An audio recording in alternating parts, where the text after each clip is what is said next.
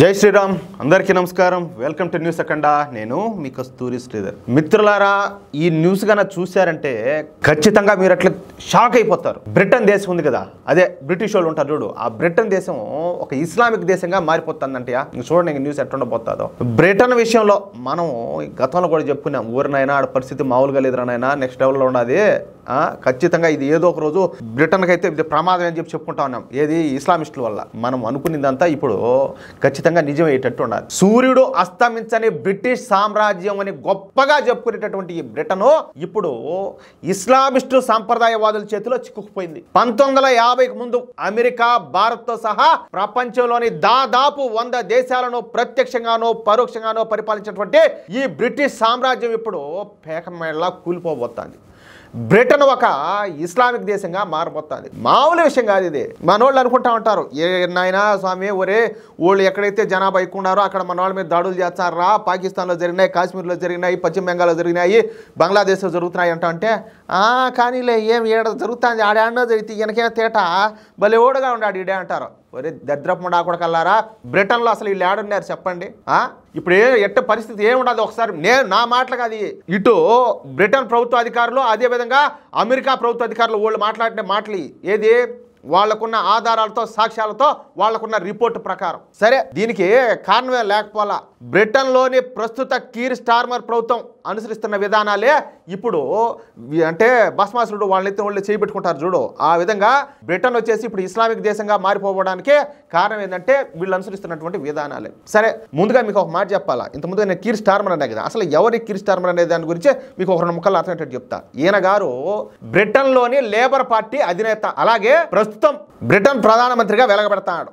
ఈయన ఒక లెఫ్టిస్ట్ భావజాలను కలిగినటువంటి నేత అన్నమాట.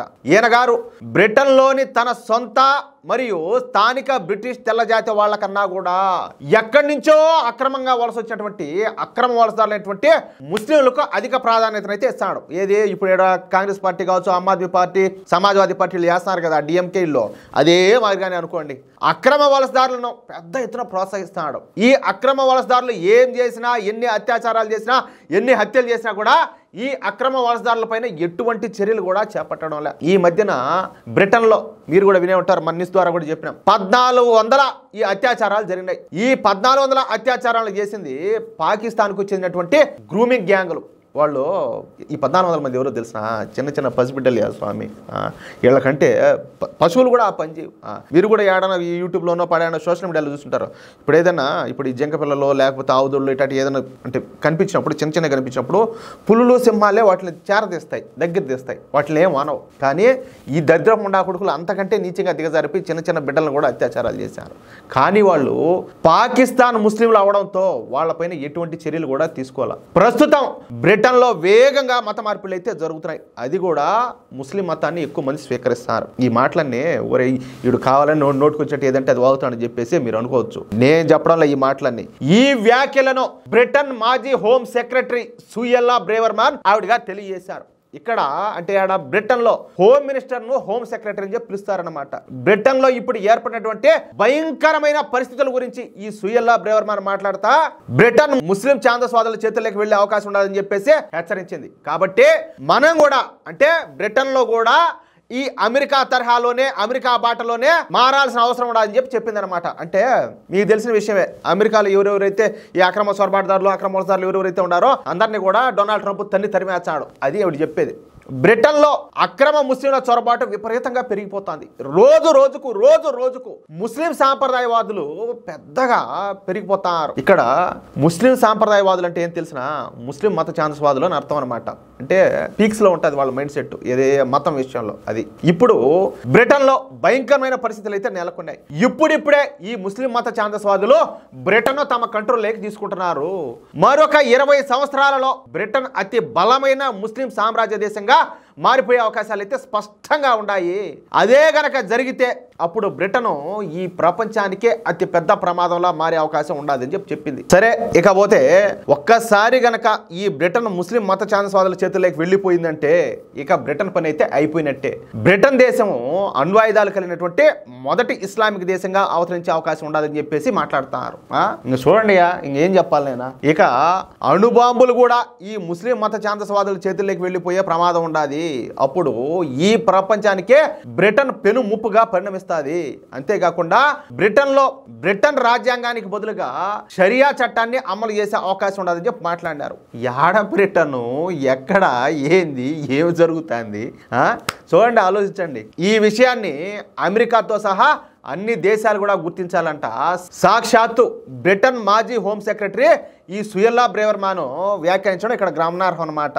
నిజానికి ఏమో మొన్నటి వరకు ఈ ముస్లింలకే సపోర్ట్ చేసింది, కానీ ఇప్పుడు ఈ విధంగా మాట్లాడుతుందంటే దీన్ని బట్టి బ్రిటన్లో ఈ ముస్లిం మత ఛాందస్వాదుల డామినేషన్ ఎలా పెరిగిపోతుందో మనం అర్థం చేసుకోవచ్చు. ఇకపోతే బ్రిటన్ ఆ దేవుడే కాపాడాల. ఇక్కడ నేను ఒక మాట చెప్పాలా, ఖచ్చితంగా చెప్పాల్సిందే. ఇది ఏంది అంటే ఎవరినైనా ఈడు పెద్ద మత పిచ్చోడికి ఈడు ముస్లింలు అంటే వీడికి నచ్చినట్లేదు, క్రిస్టియన్లు అంటే వీడికి నచ్చినట్లేదు అని చెప్పేసి రకరకాలుగా అనుకుంటూ ఉంటారు. దైవ సాక్షిగా చెప్తున్నా, నేను నమ్మిన దైవం సాక్షిగా, నేను ఎవరిని కూడా అనవసరంగా మాట్లాడే వ్యక్తిని కాదు, ఎట్టి పరిస్థితుల్లో కూడా మాట్లాడను. ఎవరైతే మత ఛాందస్వాదంతో కొట్టిమిట్టాడుతూ ఉంటారో ఏమంటారా, వాళ్ళకి నేను వ్యతిరేకిని. అది ఏ మతమైనా, అది హిందువైనా, ముస్లిం అయినా, క్రిస్టియన్ అయినా, వాళ్ళు ఏ మతానికి సంబంధించిన వాళ్ళైనా కూడా వాళ్ళకి కంపల్సరీ 100% నేను వ్యతిరేకిని. అంతే. ఇప్పుడు బంగ్లాదేశ్లో ఇంత జరుగుతుంది కదా, హిందువుల మీద దాడులు జరుగుతున్నాయి కదా, ఎంతమంది మత పెద్దలు ఎంతమంది వచ్చి దాన్ని ఖండించారు చెప్పండి? వాళ్ళల్లో ఏదైనా జరిగిందా?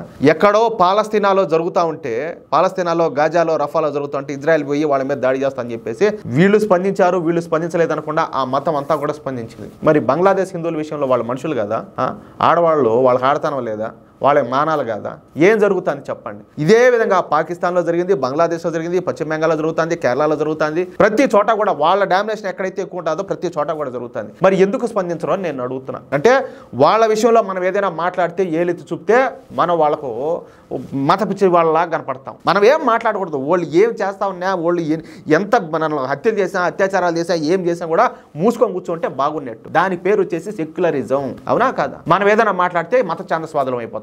నిజంగా నిజాలను అడిగితే, నిజాన్ని ప్రశ్నిస్తే మత ఛాందస్వాది అనుకుంటే మత ఛాందస్వాదులమే మేము. ఇంకా ఇంతకు మించి ఇంకేం చెప్పాలా? అది మిత్రులారా, ఈ న్యూస్ కనుక మీకు నచ్చినట్లయితే, అదేవిధంగా నేను చెప్పిన మాటలు కరెక్టే అని చెప్పి అనిపిస్తే, మీరు నా మాటలతో ఏకీభవిస్తే ఈ న్యూస్ని తప్పనిసరిగా నలుగురికి షేర్ చేయండి. అలాగే ప్రతి ఒక్కరు కూడా మీ యొక్క అమూల్యమైన అభిప్రాయాలను ఖచ్చితంగా కామెంట్ చేయండి. ఇంకొక మాట, ఇంతవరకు మీరు కనుక మన ఛానల్ సబ్స్క్రైబ్ చేసుకున్నట్టయితే ప్రతి ఒక్కరు కూడా మన ఛానల్ సబ్స్క్రైబ్ చేసుకోండి. ప్లీజ్ సపోర్ట్ చేయండి. జై శ్రీరామ్.